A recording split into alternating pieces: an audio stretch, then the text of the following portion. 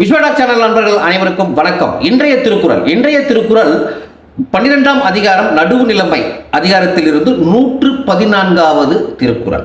குறள்: தக்கார் தகவிலர் என்பது அவரவர் எச்சத்தார் காணப்படும். குறள் இன்னொரு முறை நண்பர்களே, தக்கார் தகவிலர் என்பது அவரவர் எச்சத்தார் காணப்படும். இதனுடைய அர்த்தம் என்னவென்றால், ஒருவர் நடுநிலைமையோடு வாழும் பொழுது கிடைக்கின்ற புகழ்ச்சியும், நடுநிலைமை தவறி அவர் நடக்கின்ற பொழுது கிடைக்கின்ற எழுச்சியும் அடுத்தவர்கள் பேசும் பேச்சுகளின் கூற்றுகளின் மூலம் அறியலாம். அடுத்தவர் அவரை பற்றி பேசுறதை வச்சு நம்ம அறிந்து கொள்ளலாம், இவர் நடுநிலைமையோடு வாழ்ந்தாரா வாழவில்லையா என்று. அதாவது நண்பர்களே, தக்கார் அப்படி என்றால் யார்? என்ன?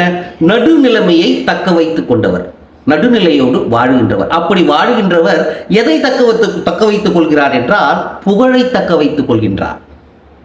தகவிலர் அப்படி என்றார் யார்?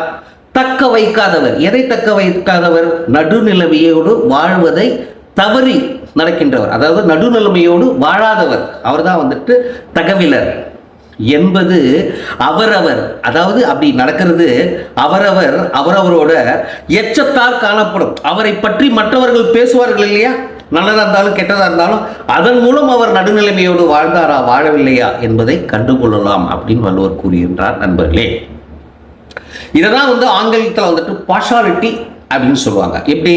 நடுநிலைமை தவறி நடக்கும்பொழுது அது பார்ஷாலிட்டி. அவன் பார்ஷாலிட்டி பார்க்குறாங்க. இப்போ நம்ம ஒரு கம்பெனியோட ஒரு பெரிய மேனேஜிங் டைரக்டர், நம்ம நம்ம கீழே நிறைய பேர் ஒர்க் பண்ணுறாங்க அப்படின்னா, நம்ம எல்லா சக ஊழியர்களையும் நம்ம ஒரே மாதிரி பார்க்கணும். இவன் லேட்டாக வந்தால் அவனை விட்டுறது, இன்னொருத்தவங்க லேட்டாக வந்தால் நமக்கு தேவைப்படுறவங்கன்னா அவங்கள விட்டுறது, இல்லை ப்ரொமோஷனை மாற்றி கொடுக்குறது, இல்லை இன்க்ரிமெண்ட்டை இவனுக்கு பதில் நல்லா வேலை செய்வான் கஷ்டப்பட்டு, அவங்க அவர் இவரும் ஏதோ ஒரு கருத்து வேறுபாடோ, இல்லை மொழி வேறுபாடோ, இல்லை இன வேறுபாடோ இருக்கலாம். அதனால் அவருக்கு கொடுக்காம நமக்கு தேவைப்பட்டவங்களுக்கு மட்டும் இன்க்ரிமெண்ட் கொடுக்கறது.